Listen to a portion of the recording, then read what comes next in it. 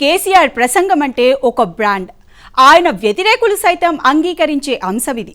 మరో మాటలో చెప్పాలంటే కేసీఆర్ సుదీర్ఘ రాజకీయ జీవితానికి మొదటి మెట్టు ఆయన ఉపన్యాస తీరే. తప్పు చేసిన కేసీఆర్ ఉపన్యాసంతో ఎదుటి వారిని ఒప్పించే సత్తా ఉంటుందనేది ఆయనకున్న పేరు. అదేంటో ఈ ప్రత్యేకత రజతోత్సవ సభ ఉపన్యాసంలో కోల్పోయారేమోననే అభిప్రాయం వ్యక్తమైంది.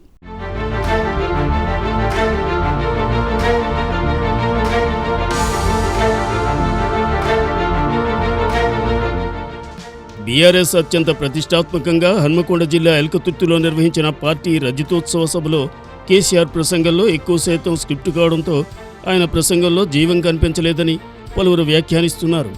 బీఆర్ఎస్ రాష్ట్రంలో అధికారం కోల్పోయిన తరువాత అధినేత కేసీఆర్ పాల్గొన్న రెండవ సభ ఇది.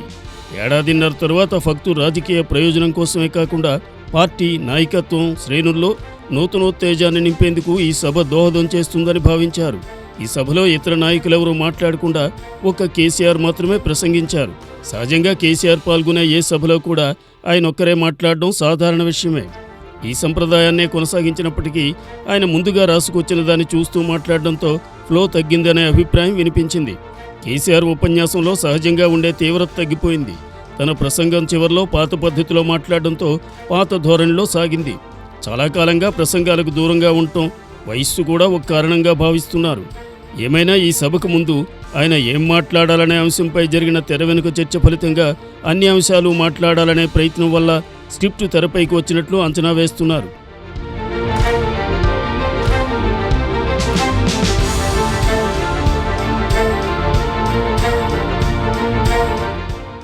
సాధారణంగా పాయింట్లు రాసుకునే సందర్భాలుంటాయి. కానీ దీనికి భిన్నంగా చెప్పాల్సినవన్నీ రాసుకొచ్చుకుని చదివినట్లుగా అనిపించింది. దీనికి తోడు గతంలో ఇదే తరహా ప్రసంగం కేటీఆర్ అసెంబ్లీలో చేశారనే చర్చ సాగింది. ఏడాదిన్నర కాలంగా ప్రత్యక్షంగా ప్రజలకు, పార్టీ శ్రేణులకు దూరంగా ఉన్న కేసీఆర్లో ఆ తేడా స్పష్టంగా కనిపించింది. గత ఎన్నికల ఓటమి వల్ల కోల్పోయిన కేసీఆర్ ప్రతిష్టను తిరిగి నిలబెట్టేందుకు రజతోత్సవాన్ని పురస్కరించుకుని ఈ భారీ సభను పార్టీ భుజానికెత్తుకున్నట్లుగా కనిపిస్తోంది. ఈ ముందస్తు జాగ్రత్త వల్ల కేసీఆర్ ఏడాదిన్నర కాలంగా ఎక్కడా మాట్లాడకుండా ఉన్నట్లు భావించాల్సి వస్తోంది. తిరిగి ఆయన ఉపన్యాసం జనం ఎదురు చూస్తున్నట్లుగా ఒక చర్చను లేవనెత్తి కేసీఆర్ స్థాయిని మరోసారి పెంచేందుకు ప్రయత్నించారనే అభిప్రాయం వ్యక్తమవుతోంది.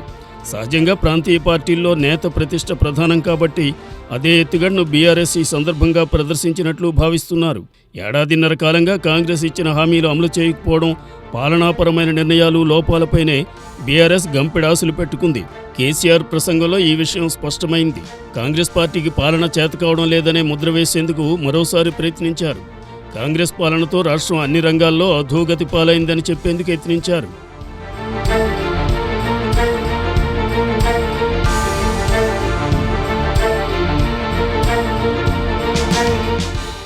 తమ 10 ఏండ్ల పాలనను స్వర్ణయుగంగా పేర్కొంటూ తెలంగాణ రాష్ట్ర అభివృద్ధిపై తనకున్న వల్లమాలిన ప్రేమను ప్రదర్శించారు. ఈ సందర్భంగా సెంటిమెంట్ను పెంచేందుకు యత్నించారు. రాష్ట్రం నాశనమవుతుంటే చూడలేకపోతున్నట్లు చెబుతూనే తనకు దుఃఖం వస్తోందంటూ గద్గద స్వరంతో మాట్లాడారు. ఇదే వేదికపై నుంచి మరోసారి 14 ఏళ్ల తన తెలంగాణ రాష్ట్ర సాధన పోరాటాన్ని చెబుతూ తెలంగాణ సెంటిమెంట్ తమ పార్టీ సొంతమని చెప్పేందుకు యత్నించారు. 10 ఏండ్ల పాలనపై ఒక్క మాట కూడా ఆత్మవిమర్శ లేకపోవడం గమనార్హం.